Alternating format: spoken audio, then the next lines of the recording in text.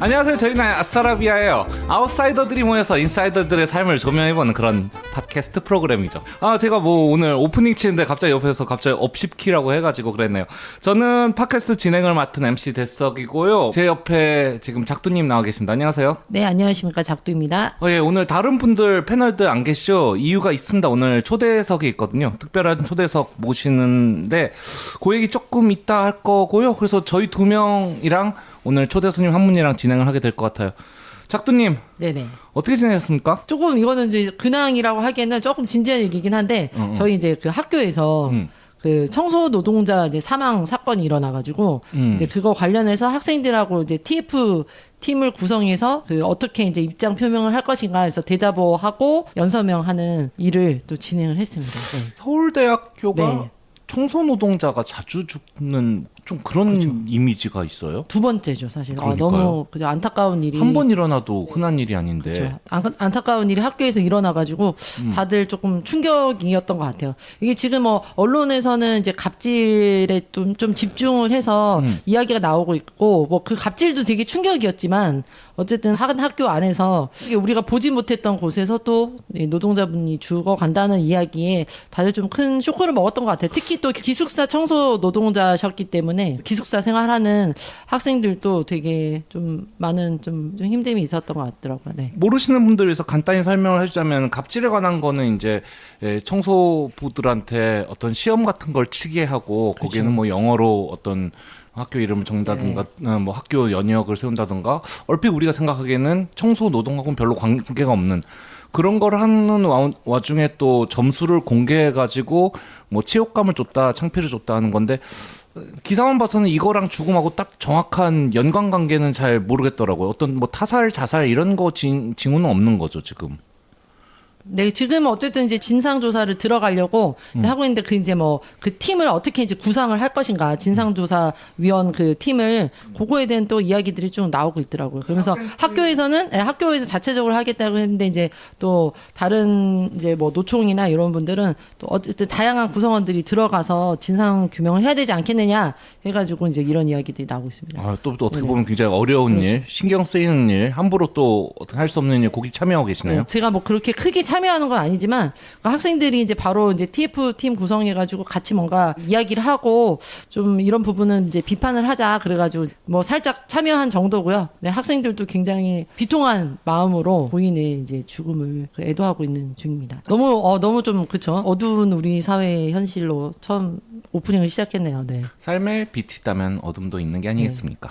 어쨌건 요 문제도 저희가 뭐 기자라든가 뭐 조사관이라든가 그런 건 아니지만 실제로 어떤 한 몫을 하게 된 입장에서 저희 쪽에 좀 가끔 들려주셨으면 좋겠어요. 어떻게 되어가는지. 그렇죠. 뭐 근황으로 다루기에는 아무튼 조금 뭐 무거운 이야기긴 한데 네. 아무튼 더 이상 좀 이런 일이 없었으면 네 하는 마음입니다. MC 대성님은 뭐 근황 있으세요? 지난번에 쇼미 네. 지원 영상 올린다고 했는데 그러니까 이게 지원 영상을 올리는 게 보통 일이 아니라고 말씀을 드렸잖아요. 그쵸. 랩을 쓰는데 저는 원래 제 자랑하는 걸 굉장히 좋아해요. 제 자랑을 빼면 안 되는 사람인데 근데 여기는 모두가 지원 영상에 자기 자랑을 한단 말이에요. 힙합이다 보니까. 그쵸. 그러니까 네. 하기 싫어지는 오히려 좀 그런 게 있어가지고 1분 내의 짧은 랩을 써야 되는데 굉장히 고심을 하다가 이게 안 되겠다. 내가 시간을 딱 정해놓고 해야 되겠다 해가지고 SNS에 글을 올렸어요. 제가 만약 이날 수요일 날까지 이제 랩을 다 쓰고 금요일 날까지 올리지 못한다면은 이 글을 읽는 모든 분들의 장을 지지겠습니다. 이렇게 딱 얘기를 했어요. 언제요? 지난주에. 지난주에 얘기하셨어요? 그랬구나. 그래서 못했어요. 어떻게 장 어떻게 지져요? 고추장 된장 아니, 간장. 내 장을 지지겠다고 안 했잖아. 이 글을 읽는 모든 분들의 장을 지지겠습니다. 이런 식으로 빠져나가면 안 되죠. 빠져나갔잖아요. 근데 비겁한 변명입니다. 아니. 그래가지고 내가 좀 바빠가지고 내가 직접 장을 지지는 못하니까 알아서들 좀 지져주세요라고 이게 또 부탁글을 올렸습니다. 아직 이번 달이 끝나진 않았으니까 이게 나가기 전까지는 아마 올라가 있겠죠. 조회수 쪽쪽 빨아먹을 생각하고 있겠습니다. 오늘 예고해 드린 대로 오늘은 초대 손님이 있어요. 그래서 흔하지 않은 초대석이죠. 흔하지 않은 분들만 저희가 모시고 있습니다. 지금 이 스튜디오에 와 계신데요. 네. 장애 인식 개선 강사를 하고 계시고요. 또 본인이 장애 아동을 키우면서 겪었던 많은 일들에 대해서 마음의 속도라는 책을 쓰셨던 박미영 님이 이 자리에 계십니다. 환영합니다. 안녕하세요. 안녕하십니까. 네, 안녕하세요. 반갑습니다. 네, 제가 좀 소개를 딱딱하게 하긴 했는데 본인 소개 좀 해주세요. 예, 저는 서울시 장애인 인식 개선 지금 강사로 활동하고 있고요. 최근 2017년에 마음의 속도라는 책을 내고 또 그 책으로 또 많은 또 후배 장애인 엄마들이 또 많이 공감하고 또 공유하고 있습니다. 여기는 지금 얼떨결에 제가 초대받아서 유명하신 분이에요. TV도 네, 많이 나오시고. 온 것 같은데요. 이런 자리는 또 처음이어서 참 어색하고 정말로 얼떨결에 와서 이제 앉혀놓고 지금 저희 디스하시는 것 같은데 저희를. 이렇게 네네. 있습니다. 아유, 제 얘기 잘 들어주셨으면 참 감사하겠습니다. 네, 감사합니다. 갑자기 끝내는 분위기가 됐어요. 벌써 안 됩니다. 아직 하시면 안 됩니다. 어렵게 모셨어요. 네. 장애 아동을 실제로 키워 오신 거죠. 네. 네네네. 그 이제 장애 아동을 넘어서 이제 멋진 청년으로 지금 예, 사회의 일원으로서 지금 돈도 벌고 세금도 내고 오. 하는 이제 정말 멋진 장애인으로 지금 성장 발전하고 여기까지 왔는데요. 비장애인 친구들이 함께 해주고 또 선생님들 또 여러 이웃 비장애인들과 함께해서 여기까지 왔기 때문에 그거에 대해서 매우 감사하게 생각을 많이 하고 있습니다. 아드님이 성함이 승훈 군? 네. 네, 그리고 지금 나이가 어떻게?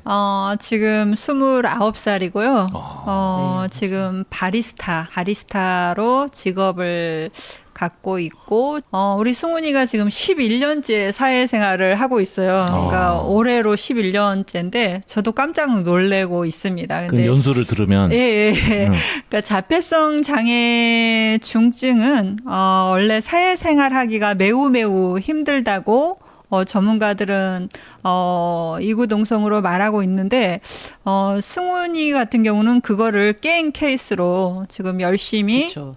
사회 활동을 하고 있어서 저 역시도 상상이 안 가고 정말 이거는 1%의 기적이라고 생각이 듭니다. 그러니까 자폐성 장애인 네, 거네요. 자폐성 발달 장애죠. 자폐성 네. 발달 장애.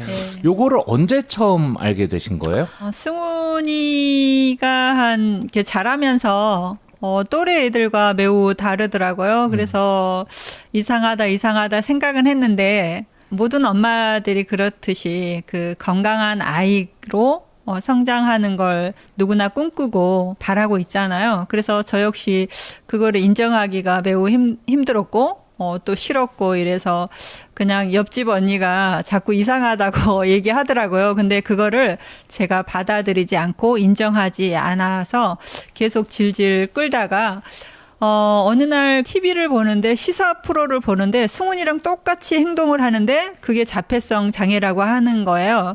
그래서 제가 깜짝 놀라서 그 뒤로부터 이제 정신을 차리고 더 이상 고집 피워서는 안 되겠구나 하고 이제 병원을 찾았죠. 그때가 5살 때요.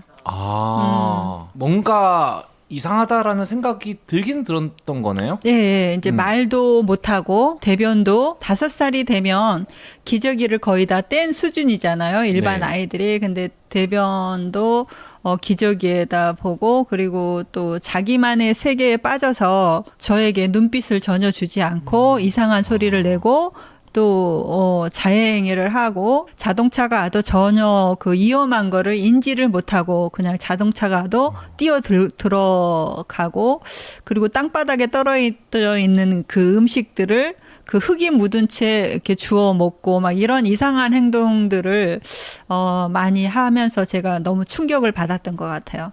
근데 지금은 이제 인식 개선을 제가 이제 강사로 하고 있지만 지금은 엄청난 그 발전이 인식 개선, 의식 개선이 많이 발전이 됐지만 승훈이가 자라는 그 당시만 해도 20년 전이거든요. 그때는 저도 솔직히 말해서 그 자폐성 장애가 뭔지, 발달 장애가 뭔지를 전혀 의식하지도 않았고 몰랐던 것 같아요. 그 병원 데려가 볼 때 그리고 또 그 진단을 실제로 받았을 때 저 그 심정이 좀 궁금합니다. 하거든요. 예, 이제 5살 때 이제 병원을 찾아갔는데, 모든 그 장애인 엄마들의 심정은 제일 좋은 병원, 또 제일 좋은 의사를, 가고 싶어 하죠. 근데 저 역시도, 이 분야에서 최고로 좋은 의사를 만나고 싶었어요. 근데 그 당시에 한 1년 반을 기다려야 된다고 하더라고요. 예, 그래서. 이제 마음을 잡아서 네, 이제 검사를 받을 준비가 됐는데, 네. 근데 1년 반. 1년 반을 기다려야 된다고 하길래, 도저히 기다릴 수가 없어서 그냥 빨리 지금 진단을 받는 게 가장 마음이 급해서 보름 정도 기다리는 병원 가서 진료를 받았는데, 처음에 그 자폐성 장애 중증이라고 하고 또 언어 장애가 있었어요. 그래서 승훈이가 말하는 거는 초등학교 4학년 때 말을 했어요. 언어 장애로 인해서. 그래서 승훈이가 처음 말하는 게 지금도 이제 기억하는 게 엄마라고 하는 게 아니라 불이라고 하더라고요. 불. 제일 처음에 말 불. 그러니까 그 불은 지금 생각해 보면 이 자폐성 장애인들은 집중을 못 하거든요. 근데 유난히 케이크의 촛불에 집중을 2초 하는 걸 제가 발견을 했거든요. 그래서 그 불놀이를 계속 그 케이크를 몇 번 사가지고 했는데, 케이크가 비싸잖아요. 그래서 이거는 감당이 안 되겠더라고요. 그래서, 초코파이, 예, 그리고 문구점에 가면 그 색색으로 된 그 찰흙이 있었어요. 그 당시에.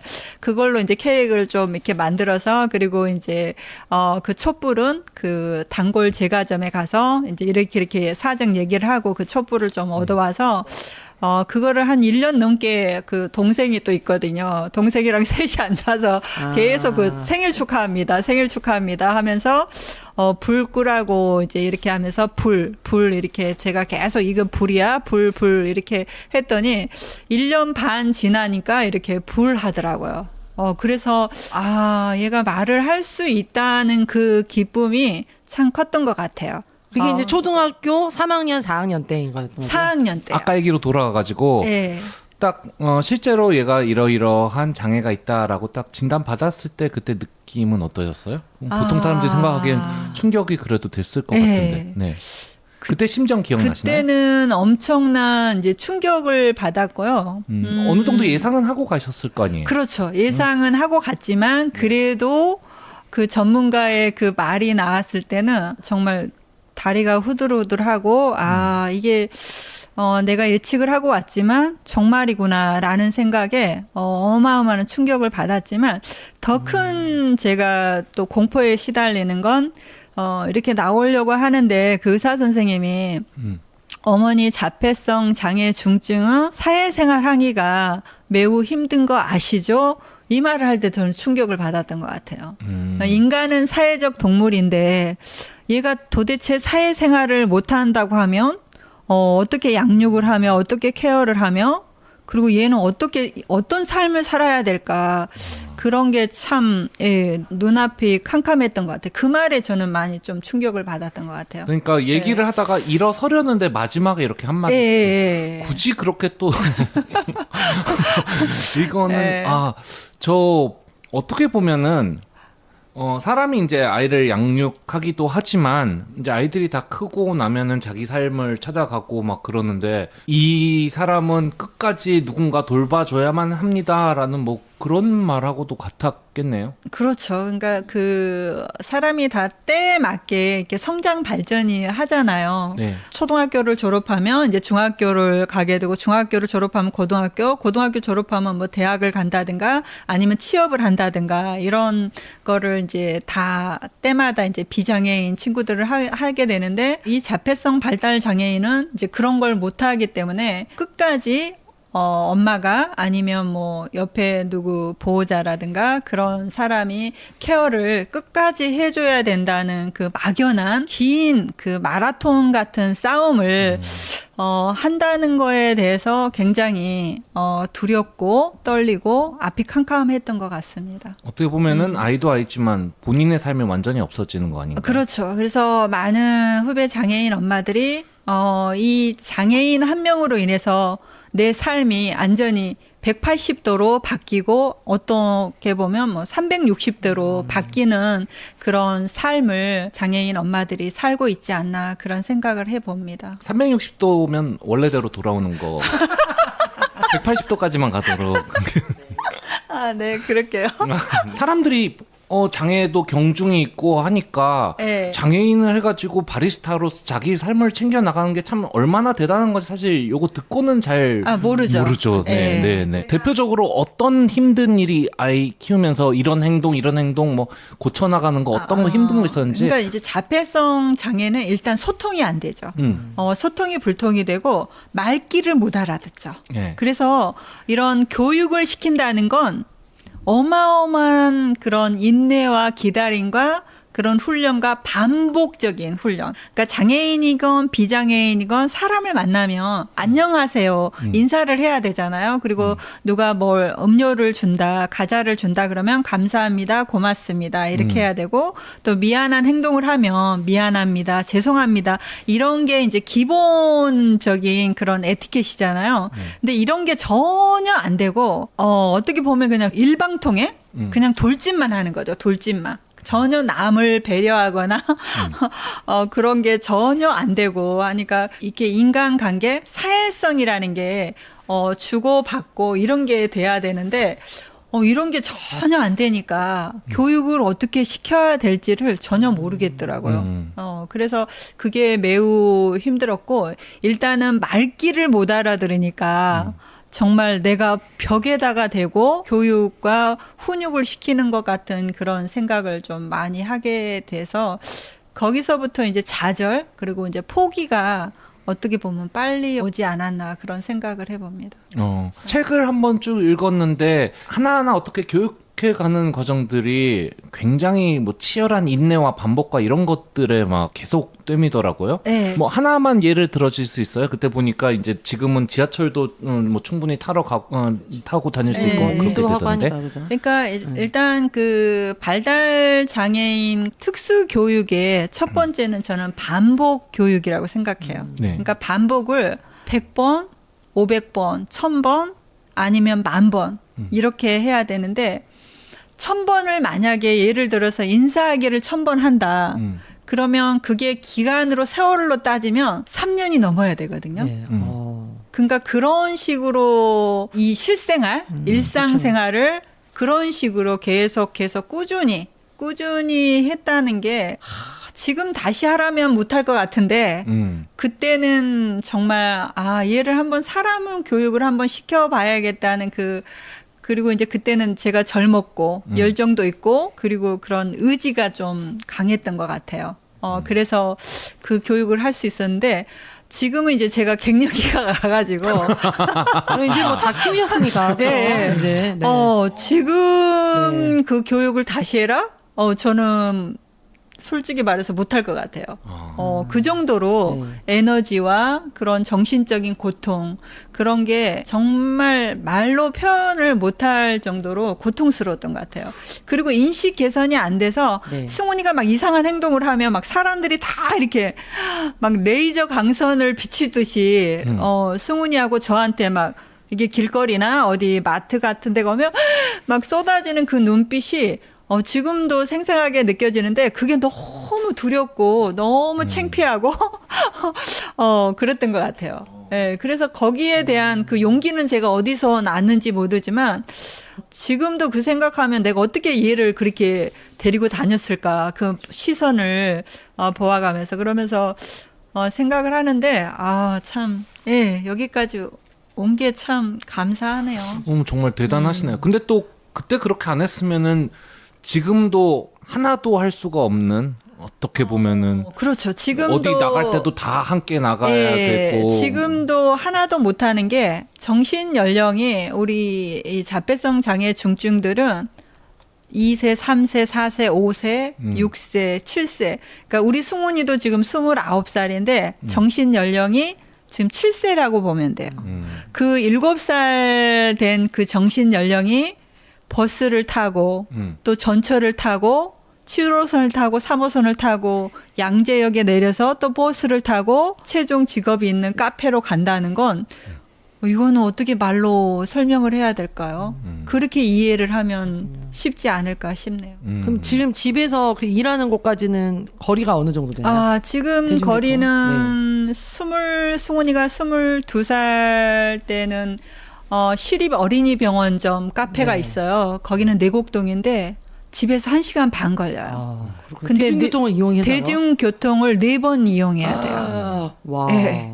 근데 그거를 대단하네요, 다녔어요. 진짜. 네. 2년 3개월 동안 다녀서 거기서 이제 이경미 매니저님이 승훈이를 정말 근면하고 성실하고 예쁘게 이제 보고 또 교육도 많이 훈련도 네. 많이 그 매니저님이 시켜서 지금은 이제 서울에서 제일 좋은 강남에 네. 로레알 코리아 사내 카페에서 지금 벌써 3년이 넘었네요. 네, 3년이 넘게 하고 있는데 지금은 이제 2번 갈아타죠. 네. 집에서 한 50분에서 1시간 걸리면 네. 돼요. 네. 오늘 방송에 원래 나오는 줄 알았어요. 전화가 왔어요. 오늘 보자. 그래가지고 오늘 오는 줄 알았는데 예. 오늘 사실은 이제 일이 있었다. 그래서 지금 일을 하고 있는 중이죠. 휴가인 네네. 줄 알았는데 지금 근무 중에 있고요. 네네. 나중에 또 시간이 되면 네. 또 올 수도 있는데 지금은 정말 멋진 남자, 멋진 남자가 돼서 지금은 많은 사람들에게 희망의 아이콘으로 지금 불리고 있고 또 후배 엄마들에게는 정말 승훈이가 꿈이다. 내 아이도 내 자폐성 장애 하라도 저렇게 컸으면 좋겠다는 그런 희망을 지금 주고 있습니다. 어떻게 보면은 아까 뭐 제가 희생을 잠깐 언급하기는 했지만 완전히 이제 아이 하나 교육에 보통 아이들 기르는 것보다도 훨씬 더 많이 이렇게 투자를 하신 거잖아요. 어떻게 보면은. 근데 그 환경이 어쩔 수가 없어요. 왜냐하면 얘가 가만히 놔둘 수가 있는 환경이 아니라 아까 말했잖아요. 자동차가 오면 누가 케어를 안 하면 바로 뛰어들어서 그냥 큰 사고로 이어질 뻔하고 아니면 뭐 옥상에 대롱대롱 매달려 있고 그러니까 위험한 거를 전혀 인지가 안 되기 때문에 반드시 바늘과 실처럼 꼭 붙어 있어야만이 되고 그런 상황이 참 힘들고 애로운 싸움이죠. 그러니까 네. 뭐 우리가 흔히 생각하는 그냥 일상의 별거 아닌 것들 뭐 우리는 식칼 가지고 놀면 안 되고 불 가지고 놀면 안 되고 뭐 그런 걸 다 쉽게 이해를 하지만 그거 하나 이해시키고 뭐 하는데도 어려움을 겪을 수가 있는 거다 보니까요. 그렇죠. 그런데 제가 궁금한 거는 애가 하나 더 있는 걸로 알고 있는데요. 연령대도 그렇게까지 많이 차이가 나지는 않는데 그렇게 되면은 아무래도 이제 이쪽에만 신경이 확 가게 되니까 네. 너 혼자 커라 뭐 이렇게 되는 거 아닌지. 네, 맞아요. 그러니까 정말 좋은 질문을 해줬는데요. 지금 많은 후배 엄마들이 장애인한테 올인을 하기 때문에 그 비장애인 이제 남매나 동생이나 또 누나나 형이나 이제 있잖아요. 거기한테는 신경을 못 쓰니까 이게 또 제2의 또 사건이 돼버리는 거예요. 그렇죠. 그러니까 이제 얘네들이 이제 그 애정 결핍증, 우울증, 또 공황 장애로 시달리는 그런 케이스가 굉장히 위험한 상태가 굉장히 많고 그래서 엄마들은 또 이제 얘가 어느 정도 이제 자랐지만 장애인 친구가 어느 정도 자랐지만 또 비장애인 형제 때문에 네. 나중에는 또 이제 또 산을 또 넘어야 또 다른, 되는 또 네. 다른 산을 비뚤어질 테다 이렇게요. 예. 또 다른 산을 넘고 있고 그러니까 우리 장애인 엄마들의 2명 중에 1명은 다 우울증으로 지금 엄청난 또 고생을 하고 있고 지금 또 코로나 그렇죠. 시국이잖아요. 맞아요. 네. 그러니까 막 지금 막 여기저기서 우울증이 막 이렇게 시달리고 또 이 친구들이 또 밖에도 못 나가고 또 그러니까 제가 이제 승훈이를 여기까지 키워보고 나니까 지금 어렸을 때는 또 문제가 그다지 또 큰 산은 아닌 것 같아요. 그러니까 20살이 지나고 고등학교를 졸업하고가 더 위험하고 더 큰 산이 또 기다리고 있구나라는 생각에 저는 후배 엄마들 상담할 때 많이 그거를 강조를 하죠. 아까 제가 그 본인의 아이에 대해서 얘기했는데 맞아요. 아이들이 그런 경우가 있어서 조금 일반화해서 말씀을 해주셨는데 따님 동생분은 괜찮아요? 예. 집요합니다. 옆에서 하품하고 있는 것 같은데. 네, 조심해서 말씀하시면 주시면 돼요. 저희가 이제 스튜디오에 곧 모실 거거든요. 네, 동생이 있는데 정말 감사하게도 네. 우리 민경이도 이제 사춘기 때는 네. 좀 많이 좀 힘들었죠. 네. 왜냐하면 엄마는 왜 오빠만 돌보고 왜 오빠만 챙기고 나는 안 챙기고 왜 나만 이해하고 나만 양보하고 나만 심부름시키고 막 이랬다고 막 그렇게 막 따지더라고요. 하루는 학교 갔다 와서 그게 초등학교 6학년 때인데 가방을 내팽개치고 네. 대성 통곡을 하더라고요. 그러니까 그동안의 그 쌓인 스트레스, 네. 그 감정이 이제 사춘기 때 폭발이 되면서 대성 통곡하고 울면서 막 저한테 그렇게 자기도 너무 힘들었다고 그렇게 고백하면서 초등학교 때요? 네, 초등학교 6학년 때인 것 같아요. 오. 예, 요즘은 사춘기가 빨리 오잖아요. 너무너무 가슴이 아팠고 그래서 제가 이제 얼른 상담을 요청해서 갔더니 저의 잘못이라고 말하더라고요. 그래서 이제 교육 방법을 좀 바꿨죠. 승훈이한테 100% 올인하는 걸 이제 승훈이한테 한 70으로 하고 이제 민경이한테 좀 30으로 좀 쏟았고 지금은 이제 민경이도 많이 안정이 되고 또 자기가 원하는 또 대학에 가고 또 지금은 이제 졸업했고 또 원하는 또 삶을 살고 싶어 하더라고요. 뭐 해피 엔딩이라고 본인은 말씀하시는데 이건 또 당사자 얘기 들어보기 전에는 모르는 거니까 마침 또 같이 오셔가지고 지금 옆에서 핸드폰 하고 있던 그 민경님 잠깐 오시나요? 오시고요. 과연 그 말이 사실인지 그때 다 해소가 된 건지. 안녕하세요. 안녕하세요. 지금 어머님께서도 얼떨결에 따라왔다고 이제 주장을 하시는데 얼떨결에 따라온 어머니를 또 얼떨결에 따라온 그래서 잠깐 끼게 됐는데 어때요? 지금 들으신 말 그대로입니까? 네, 근데 워낙 저는 이제 엄마가 강의하시는 거나 이런 거 할 때 저는 항상 매니저로 따라가거든요. 그래서 지금 하신 얘기를 저는 한 1000번 들은 것 같아요. 그래가지고 폰을 하고 있었고요. 그거는 충분히 이해가 되고요. 외웠어요. 가끔 이제 못 오실 때는 대신 이렇게 네. 올려보내도 하실 수 있을 것 같아요. 어때요? 그 어렸을 때 그런 오빠 쪽으로 관심이 너무 쏠린다 해가지고 초등학교 때 가방을 내팽개쳤던 거 기억나요? 저 기억이 안 나요. 아. 근데 원래, 그런 심정은 예. 좀 기억나요? 그때는 그랬었던 것 같기도 하고 근데 너무 10년도 더 된 일이라 근데 서운한 게 있었겠죠 그때는? 그러니까 중학교, 고등학교 때 우리가 보통 사춘기다, 예민하다 네네. 뭐 할 수 근데 저는 있잖아요. 조금 조숙한 편이었어요. 그래서 고등학교 때는 이제 아예 문제가 없었고 있었다면 이제 초등학교 고학년 때? 뭐 4, 5학년 때? 알고 있어요. 그랬던 어렴풋이 기억이 난다 뭐. 기억나고 솔직히 말하면 그 이후로는 그냥 저의 삶을 살기 바빴기 때문에 그 이후로는 어떻게 보면은 좀 가속화된 거네요. 성인이 되는 게. 극복을 나름대로 그렇게 한 것 같아요. 그게 생존 그렇게 한 거죠. 전략. 예, 저의 나름대로. 성장기를 포기하고 성인으로 바로 그런 거는 모르겠지만 아무튼 알아서 해야 되는. 예, 그때는 그랬죠. 책에 보니까 뭐 뭘 부탁하는 게 아니라 통보하는 식으로 나 이거 해, 뭐 네, 이거 할게, 뭐 맞아요. 그런 식으로 했다고 하더라고요. 어때요? 그 어머님 이렇게 쭉 활동하시고 매니저로 따라다니고 그러니까 근데 응원의 한마디 하자면 제가 원래 오빠 얘기하면은 눈물 버튼이 오빠 얘기여가지고 휴지 어딨지? 원래 잘 안 해요. 일부러 피해 다녀요.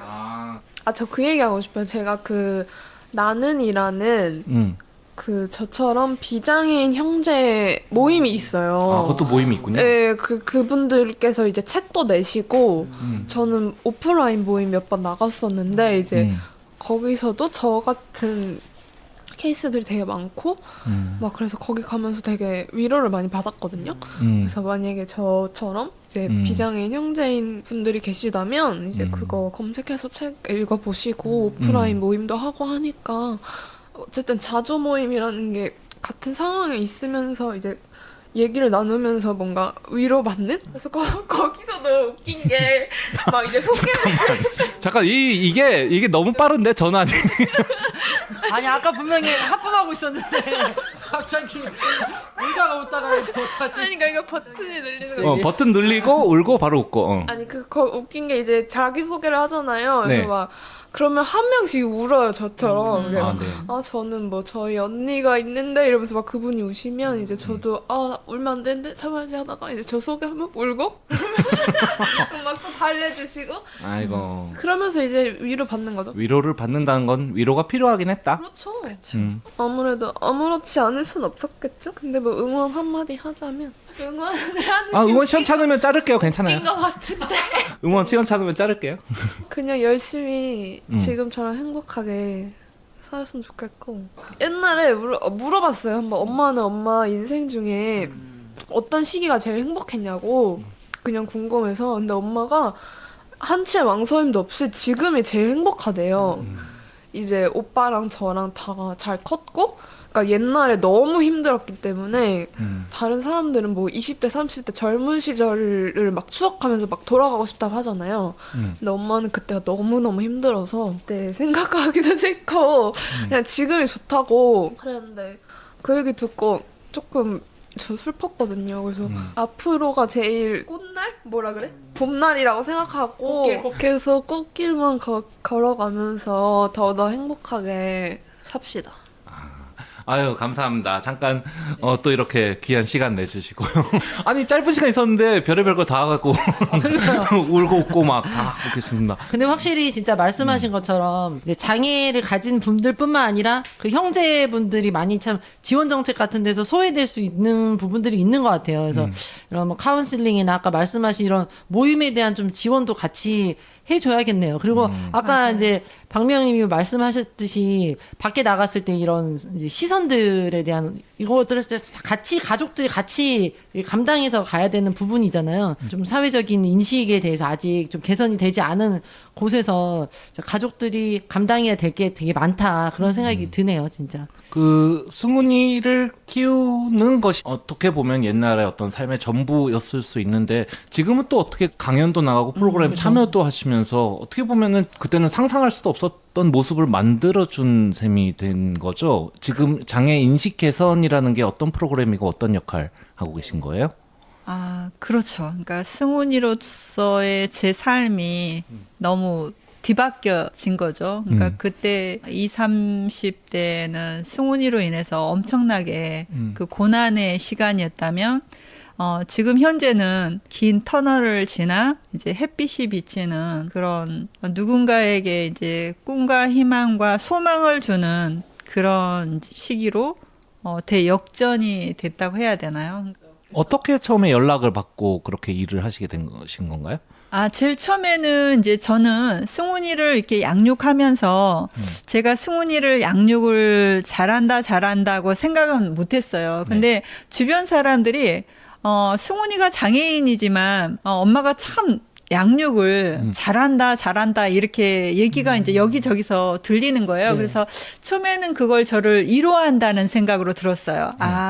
이렇게 힘든 장애인을 키우고 있기 때문에 저 아는 이웃들이 저 아는 지인들이 나를 이렇게 그런 따뜻한 말로 위로해주고 있구나라는 생각으로 그냥 제 하던 일을 계속 했던 것 같아요. 근데 아닌 게 아니라 또 이제 다른 사람들이 어쩌면 이렇게 장애인을 이렇게 잘 키웠어요. 이렇게 매너 있게 잘 키웠냐고 그렇게 얘기를 하더라고요. 그래서 그때 한번 생각을 했죠. 사랑하는 아들이 장애를 가지고 있는데 내가 지금 방향을 잘 잡고 옳게 지금 키우고 있다는 그런 생각을 했는데 결국은 저는 장애인과 비장애인은 함께 살아야 되고 장애가 있다고 해서 무조건 비장애인들이 도와주고 무조건 양보해주고 무조건 배려해주고 이거는 저는 옳지 않다고 생각을 했거든요. 그래서 장애인도 우리 승훈이처럼 배려를 가르쳐야 되고 매너를 가르쳐야 되고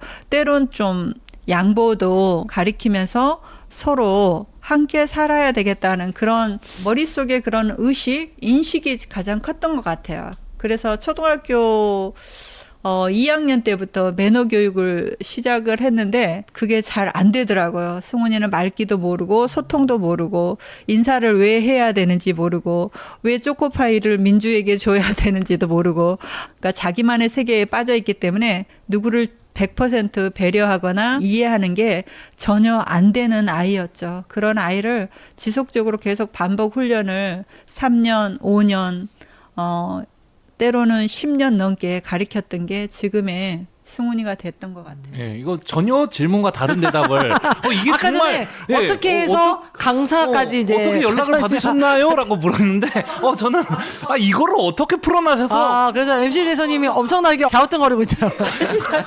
아니 저는 질문이 굉장히 단순한 거라고 생각하셨거든요. 이 일 어떻게 이제 강사로까지 활동하게 되셨는지. 그렇죠. 그래서 어떻게 처음에 연락을 받으셨어요? 하더니 장애인이라고 무조건 잘 대해주셔서는 안 된다라는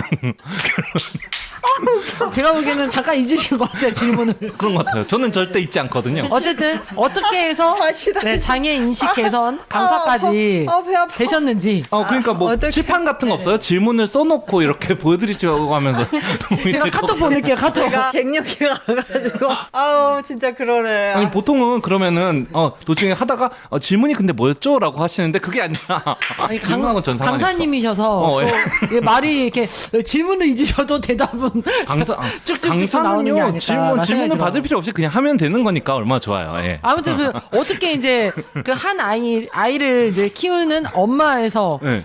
지금 굉장히 많은 분들을 교육시키는 장애인식 개선 강사까지 됐는지, 또 활동을 예, 하시게 그런 거죠. 됐는지 어. 네. 좀 들려주세요. 그러니까, 우리나라는 그 미국처럼 인식 개선이 너무너무 안 돼가지고 이거 진짜 나가는 거예요? 이거 편집되는 거예요? 웃기니까 나 살릴게요. 진짜 어느 날 이제 그 승훈이 중학교 때 특수교사였어요. 네. 특수교사 그 박창경 선생님이 네. 승훈이가 졸업하고 간학구의 모 중학교에 이제 근무하시는 중에 저를 부르는 거예요. 네.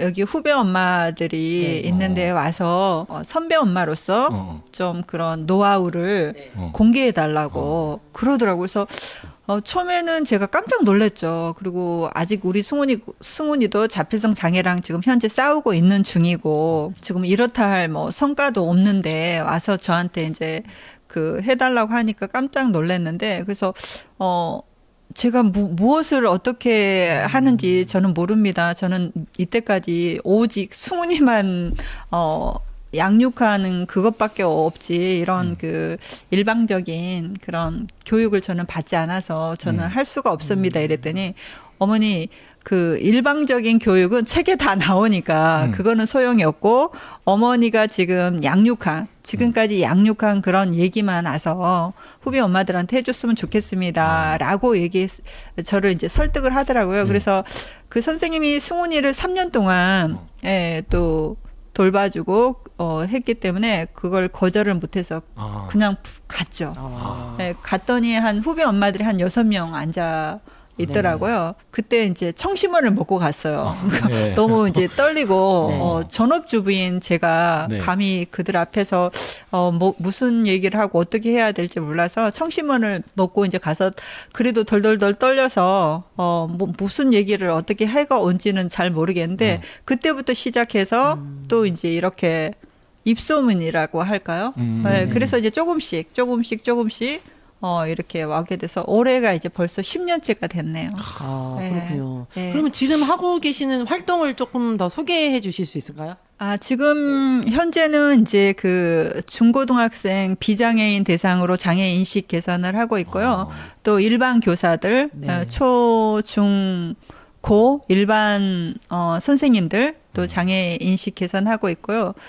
지금은 이제 또 대학 또 대학원 또 그런 또 인식 개선하고 있고 또 지금은 이제 관리자 연수 유초 중고 교장 선생님들 연수까지 하게 돼서 자꾸 넓혀지면서 하고 있고요. 그리고 이제 당연히 장애인 부모들 또 연수도 당연히 하고 있고 그래서 아주 그냥 골고루 그렇죠. 동아리도 만드셨다고. 행복 키움맘 동아리도 지금 만들고 있고 지금 벌써 7년째 하고 있네. 행복 키움맘 동아리. 행복 키움맘 동아리는 어떤 동아리인가요? 후배 엄마들끼리 서로 이제 공감할 수 있는 네. 그런 사항들이 이제 그 아픔을 겪어본 사람이 그 아픔을 가장 잘 알듯이 동변상련의 마음으로 후배 엄마들끼리 모여서 그 공유하고 공감할 수 있는 따둑따둑 해주고 또 거기서 울고 웃으면서 지금 7년까지 왔네요. 그래서 또 거기서 우리가 또 장애인 엄마들로서 가만히 그냥 모임으로서 끝나면 안 되고 그래서 제가 이제 제안을 했죠. 3,000원의 행복으로 3,000원씩 걷어서 12월 연말이 되면 또 그 장애인들이 모여 사는 그 집이 있어요. 꿈터라든가 디딤돌이라든가 분이엘 집에 또 우리가 쌀을 모아서 또 그들에게 또 사랑과 나눔을 또 실천하고 있습니다. 그래서 엄마들 마음이 참 따뜻하고 참 예뻐요. 네. 되게 다양한 이제 활동을 하고 계시네요. 굉장히 커진 네. 거네요. 처음에 네. 그때 청심환 먹고 들어가셨던 그 그러니까요. 이후로 이제는 청심환이 필요 없는 그렇죠. 네, 그냥 머리 쓱 빗다가 들어가서 시간 됐어 하고 들어가서 안녕하십니까 교장 선생님 여러분. 아니 저희가 사실 대본 없이 하잖아요. 네. 그래서 대본 없이 생으로 하는데도 그냥 말씀이 그냥 이렇게 쭉쭉 잘 나오고 청산 유수처럼 이렇게 네, 하고 계세요. 뭐 질문과 진짜. 상관은 없긴 하지만 네, 아까 전에 비록 그러긴 하셨지만 네. 굉장히 이제 말씀을 잘 하시는 이제 강사 활동을 많이 하셨기 때문에 또 익힌 어떤 이제 그런 게 아닐까라는 생각도 들긴 하는데요. 지금 생각해 보면 제가 이렇게 많이 부족하죠. 많이 부족한 그 일개 장애인 엄마가 높으신 교장 선생님들 앞에서 마이크를 잡고 그것도 장애의 이해 교육을 강사로서 한다? 이거는 정말 제가 자다가도 그냥 벌떡 일어나서 지구멍이라도 있으면 들어가고 싶을 심정. 그들 앞에 섰을 때 그런 심정이 참 많죠. 그렇지만 제 앞에서 많이 울고 있는 그 후배 엄마들을 생각한다면 가장 변화가 되는 게 그 관리자 분들이거든요. 그래서 제가 용기를 내서 마이크를 들고 있습니다. 인식 개선 프로그램이잖아요. 또 뭐 저희 방송 들으시는 분들도 어쨌건 비장애인이 훨씬 많을 텐데 우리가 뭐 오해하고 있는 거라든가 이런 인식 뭐 대표적으로 고쳐졌으면 좋겠다. 예를 들면 뭐 어떤 게 있을까요?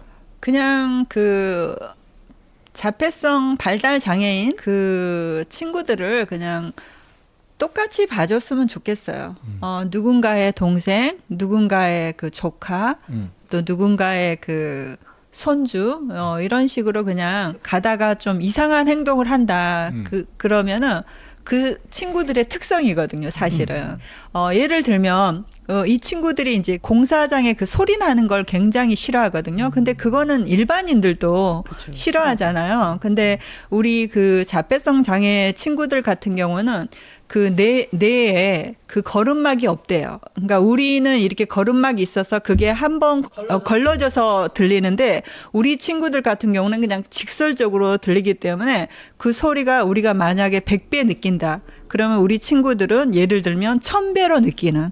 그래서 이제 그 소음 소리를 굉장히 싫어해서 자기 귀를 막고 있거나 아니면 자기 자해 행위를 하는 그런 행동들을 한다고 하더라고요. 그래서 그런 점들을 좀 이해를 해주면 저 친구가 지금 너무 소리가 우리도 시끄러운데 저 친구는 나보다 1000배의 소리를 지금 소음을 느끼고 있구나라는 생각을 좀 해줬으면 좋겠습니다. 그리고 아직까지도 발달 장애인 인식 개선이 아직까지도 많이 미흡하다고 저는 생각이 돼서 제가 부르면 나가서 부족하지만 하고 있거든요. 근데 승훈이를 통해서 장애 인식 개선을 할 때 우리 중고등학생들의 그런 그 소감문을 볼 때 저도 많이 감동을 받고 있거든요. 그 소감문에 어떻게 장애를 가지고 있으면서도 아르바이트를 하고 바리스타 생활을 하면서 투잡을 뛸 수 있는가. 그거는 자기네들도 상상을 못했다. 그리고 엄마 심부름을 어쩌면 저렇게 잘할 수가 있나. 우리 오빠는 라면도 안 끓여주는데. 그러면서 그 비장애인 학생들이 오히려 그걸 보면서 자기 반성을 많이 하더라고요. 자기는 멀쩡한데 엄마한테 라면 끓여주라고 하고 괜히 짜증 부리고 투덜거리는 그런 자기 모습을 볼 때 매우 부끄러운 생활을 하고 있구나라는 그런 소감문을 볼 때 많이 좀 보람을 느끼는 그런 일을 우리 승훈이가 하고 있구나 그런 생각을 많이 합니다. 그러면은 이제 말씀하실 때 이제 비장애인을 대상으로 장애인식 개선 교육을 할 때 핵심 내용은 아까 말씀하신 것처럼 똑같이 대해라 이런 거. 네, 어차피 인간은 함께 살아야 되잖아요. 네, 그래서 지금 코로나로 인해서 많은 사람들이 지금 거리두기를 하고 있고 사람을 못 만나잖아요. 네네. 그래서 그 비장애인 인들도 지금 우울증에 매우 시달리면서 우울증 약을 많이 복용해서 지금 신경정신과나 정신과들이 매우 분주하다고 네네. 제가 소리를 들었거든요. 그러니까 사람은 어차피 혼자 살 수 있는 그런 동물이 아니잖아요. 그렇죠. 네, 그래서 함께 살아야 되는데 우리 친구들도 의외로 그 비장애인 친구들을 굉장히 좋아하거든요. 근데 만나면 이제 표현이 못해서 표현력이 부족해서 그 표현을 못할 뿐이지 굉장히 비장애인과 함께 있으면 좋아하고 또 같이 있어야 하고 네네. 또 사람 만나는 걸 우리 승훈이를 보니까 굉장히 좋아하고 즐기고 있더라는 거죠. 예. 아니 지금 이제 사실 말씀 되게 조곤조곤하게 이제 하시고 이러신데 뭐 저희가 가진 편견일 수도 있겠지만 그러니까 장애 아동을 키우는 엄마를 생각을 할 때 되게 이제 좀 많이 힘드시잖아요. 예. 그러니까 뭐 힘든 거 이제 우울하고 이런 모습들을 사실 이제 생각을 하는데 물론 그런 면도 있으시겠지만 강의를 하실 때 굉장히 화려하게 옷을 입고 가신다는 얘기를 제가 들었어요.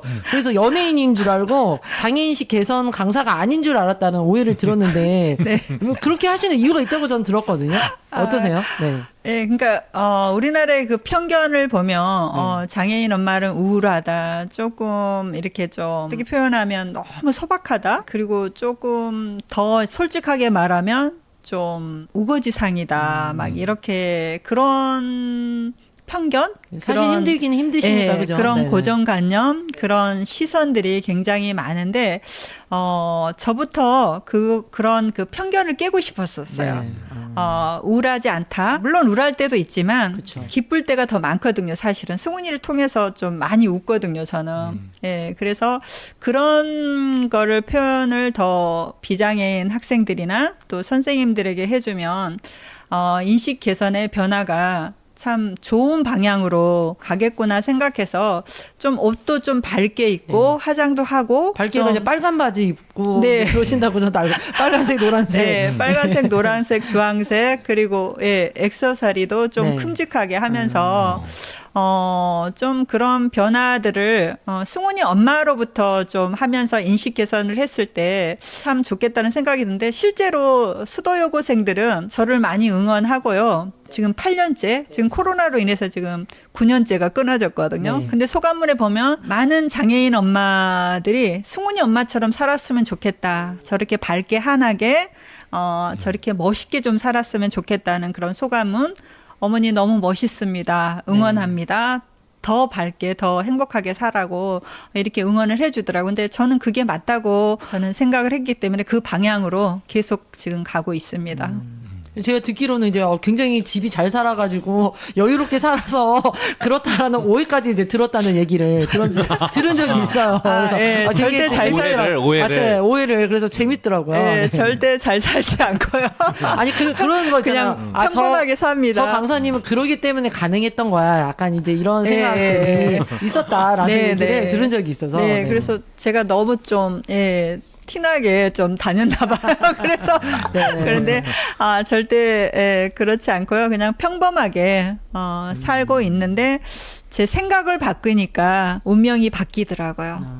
그래서 지금 절대 긍정, 절대 감사로 살고 있습니다. 승훈 씨가 이제 성공 사례가 또 되게 많이 이제 언급되기도 하고 대중매체도 타고 그러기도 했지만 저는 이제 그 엄마로서 또 그 전업주부에서 또 강사로서의 커리어를 쌓아가는 모습도 굉장히 많은 분들한테 이렇게 귀감이 되고 용기가 될 것 같아요. 그래서 지금 행복 키움맘 멘토 멘티로 따로 또 지금 엄마들을 후배 양성을 하고 있거든요. 그래서 그 중에 또 영민이 엄마라고 지금 또 제 후속타로 벌써 상담을 하고 계세요? 예, 동료 오. 상담을 좀 하고 있어요. 그래서 또 제2의 또 제3의 승훈이 엄마로 이렇게 계속 활동을 하면 장애 인식 개선에 또 선한 영향력을 또 끼치지 않을까, 그런 후배 양성을 계속 하고 싶습니다. 그리고 많은 후배 엄마들이 저도 강사님처럼 저도 그렇게 장애인식 강사가 되고 싶어요 라는 30대 후배 엄마들이 굉장히 많습니다. 그래서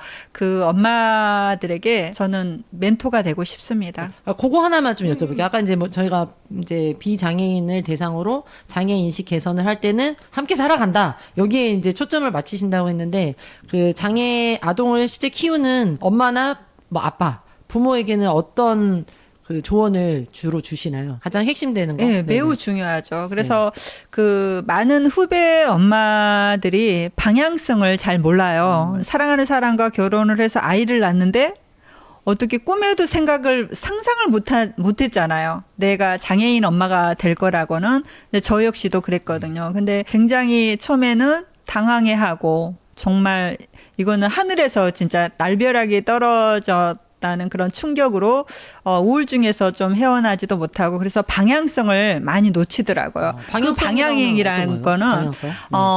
일반 아이와 똑같이 그 지식적인 거를 많이 이렇게 가르치려고 하거든요. 근데 사실은 경증 아이들은 좀 초창기 때는 초등학교 저학년 때 좀 따라가려고 해요. 네. 근데 고학년부터 이제 차이가 나기 시작하죠. 말씀하시는 건 이제 국어, 영어, 수학 그렇죠, 같은 이제 그렇죠. 학교 공부를 말씀하시는 거죠. 네. 근데 이제 저는 엄마들한테 솔직히 말해서 우리 아이들에게 공부가 중요하지 않더라. 우선순위가 저는 인간관계, 사회성. 그 중에서도 이제 매너 교육으로서 인성, 그런 배려 교육을 집에서 많이 활용하고, 또 집에서 많이 부려먹어라. 엄마 심부림, 뭐 설거지 하는 거, 빨래 넣는 거, 이런 구체적인 거, 이런 거, 그런 이제 방향성을 가르쳐 주는데, 한 예로 이제 하라 엄마라고 제 후배 엄마가 있는데, 그 엄마는 내 아이가 장애인이라는 걸 그 하라 할머니께서 너무 이제 못마땅해 하니까 적금을 털어서 돈을 2천만 원을 이제 갖다 준 거예요. 네. 그래서 어느 한의원에 가면 이 장애를 고친다더라. 한약을 먹으면 고친다더라. 그래가지고 1년에 2,500만 원. 예, 한약 예, 쓴 한약을. 거예요. 예. 한약을 1년에 2,500만 원어치 먹었는데, 그때 저를 만날 때가 6살 때였고, 네. 6살 아니고 7살 때였구나. 그러니까 6살 때 그렇게 먹었죠. 근데 그 약을 2,500만 원치 먹었은 결과, 그러면 뭐 장애가 낫거나 엄청나게 좋아지거나 그런 게 아니라 그냥 한약일 뿐이었다고. 그러면서 1년 후에 저를 만났어요. 그러면서 1년만 좀 일찍 만났으면 좋았을 텐데, 그러면 2,500만 원 네. 그렇게 안 날려도 됐을 텐데 라는 그런 돈의 그 아까움, 예, 그런 얘기를 할 때, 우리 많은 후배 엄마들이 그 방향성을 못 잡고 지금 갈등과 방황을 하고 있구나라는 생각을 많이 해서 그걸 좀 잡아주려고 애를 지금 쓰고 있죠. 방향성이라면 또 아까 전에 이제 앞에서 얘기하셨던 매너 교육, 네, 매너 집중해서 교육. 네, 그러니까 하시는 게 굉장히 좀 다른 방식의 그 교육을 하신다라는 생각이 들긴 네, 들더라고요. 그러니까 승훈이가 여기까지 올 수 있는 첫 번째 비법은 매너 교육이죠. 매너 교육을 엄청나게 받아서 지금 사회생활하고, 지금 승훈이가 11년째 한다고 했잖아요. 네네. 그래서 아웃이 한 번도 안 됐어요. 11년째 계속 쭉쭉 이렇게 승승장구를 할 수 있는 게, 아웃이 안 됐다는 건 어떤 의미인가요? 뭐 결근하거나 뭐 이런 거. 아니요. 말씀하세요? 장애인을 이제 20살이 넘어서 이렇게 고용을 하잖아요. 네. 그러면 이제 그런 매너나 인성, 사회성이 떨어져서 3개월에 아웃, 6개월에 아웃된 사례가 의외로 많아요. 근데 승훈이는 그런 사례가 한 번도 없이 그냥 쭉 승승장구해서 여기까지 왔다는 게 놀라운 일이죠. 기적이죠. 자폐성 중증이. 그런 교육이 어렸을 때부터 돼야 된다는 거죠. 그렇죠. 그래서 예, 중고등학교 때부터 이런 매너, 인성, 이런 배려 교육을 시키려면 이미 늦다고 저는 생각이 들거든요. 이미 나쁜 습관이 아이들한테 많이 들어서. 근데 이거는 비록 그 장애인뿐만 아니라 요즘 비장애인들도 매너가 좀 많이 부족한 걸 제가 봤거든요. 그래서 젊은 엄마들에게 저는 매너 교육을 첫 번째로 많이 이렇게 시켰으면 네네. 좋겠다는 생각을 많이 하고 있어요. 아니 그 사실 이제 그렇게 매너를 많이 이제 강조하시고 교육시키고 뭐 1000번 뭐 10,000번 안 되면 이렇게 이제 교육을 시키면서 이제 저는 이제 놀라웠던 게 뭐 매너 교육이라는 게 뭐 아주 막 큰 것도 아니고 왔을 때 정말 뭐죠 이렇게 감사의 표시로 네. 뭐 양말을 하나 이제 갖다 주고 네. 이런 것들이 되게 이제 몸에 이제 습관으로 붙었더라고요 그 승훈 씨가. 네. 그래서 저도 이제 막 가끔씩 양말을 받고 하거든요. 되게 기분이 좋잖아요. 그래서 아 이렇게 해서 관계를 만들어 가는구나라는 생각이 들었고 뭐 지금은 사실 뭐 시간이 없어서 많이 얘기는 못했지만 그 승훈 씨의 이제 친구들과의 좋은 관계들이 이제 맺어져서 그 친구 중에 또 한 그 비장애인 친구는 특수교육과로 네. 가서 선생님이 이제 되셨다고 네. 그 얘기까지 참 들어서 승훈이가 놀라운 것 여기까지 같습니다. 올 수 네. 있었던 건 비장애인 친구들이 너무 좋은 친구들이 함께 해줘서 여기까지 왔는데 그중에 9년 동안 승훈이 도우미 역할을 한 조민주 친구 이제는 그 김예원 선생님이죠. 벌써 지금 2년째 충남 중학교에서 특수교사 임용고시 합격해서 지금 열심히 최선을 다해서 지금 특수교사 근무를 지금 하고 있어서 너무너무 감사하죠. 이게 마치 물결이 퍼져가듯 영향력이라는 게 네. 우리가 보는 어떤 장애인에 관한 뉴스라든가 그런 거 보면은 어떤 눈살이 찌푸려지는 애들이 많습니다. 뭐 2017년도에 강서구에 특수학교 설립하려고 했다가 주민들이 반대하면서 고성이 난무하고 막 장애인 부모들이 무릎을 꿇고 막 제발 여기 지어주세요 뭐 그런 일들이 많은데 무엇보다도 이제 장애인 부모들이 처음에 그런 소식을 들었을 때 부정하고 싶은 마음 아닐 거야 치료할 수 있을 거야라고 하는 거는 그만큼 사회적인 압박에서 우리가 저는 그런 사람들을 달리 보고 분리하고 그러려는 어떤 흐름 속에 있었기 때문이 아닐까 그런 생각도 좀 해봅니다. 오늘 인식 개선에 힘쓰고 있는 박미영님 어느새 이제 하나의 엄마에서 강사 그리고 작가까지 됐었는데 좀 더 자세한 얘기 찾아보시고 싶으신 분들은 마음의 속도라는 책에 그간의 양육 기록이라든가 어떤 그런 것들이 많이 나와 있으니까 한번 서점에도 찾아보셔도 좋을 것 같습니다. 네네. 아, 저도 오늘 이제 뭐 이야기 들으면서 여러 가지 이제 생각이 이제 들었는데 무엇보다 저희가 시간이 비록 많이 없었지만 모든 장애를 가진 분들이 일을 하고 싶다라는 이야기를 되게 많이 하더라고요. 그래서 그런 거에 대한 좀 우리나라 이야기를 다뤄봤으면 좋겠다라는 생각이 또 한편으로 들면서 우리가 이제 장애를 가진 아동에 대한 이야기는 굉장히 많이 하는데 이 성인이 어떻게 이제 독립을 해서 자립을 해서 30대, 40대, 50대, 60대 70대, 80대가 된 이후의 이야기는 사실 되게 많이 지워지는 경향이 있어서 그리고 잘 안 보려고 하는 경향이 있어서 좀 승훈 씨의 이제 사례가 계속 잘 진행이 되면서 그게 또 50대, 60대 뭐 이후에 이제 삶까지도 어떻게 이제 잘 지낼 수 있는지에 대한 많은 이제 관심을 갖게 됐으면 좋겠다라는 생각이 들었어요. 오늘 어떠셨습니까? 즐거웠습니다. 네, 얼떨결에 와서 또 얼떨결에 끝난 것 같습니다. 저희는 이제 편집을 해서 나가잖아요. 네네. 아 이거는 편집해줬으면 좋겠다. 꼭 들려드린다는 보장은 없어요. 그런 거 혹시 있으신가요? 뭐라고 막 수다를 많이 떤 것 같아서 잘 네. 기억이 나지는 않습니다. 아, 네, 알아서 편집해 주시고요. 제가 이제 강의할 때 제일 마지막으로 멘트를 네. 하는 게 있습니다. 시청자인가요? 청취자? 저기 청취자, 네. 멋진 청취자 분들께서도 한번 맞춰주시고 생각을 했으면 좋겠습니다. 이 세상에서 가장 맛있는 라면은 런센스입니다. 네. 육지가 바다라면? 아무거나 바다가 육지라면. 바다가 육지라면? 땡. 그건 너무 큰 거고. 네.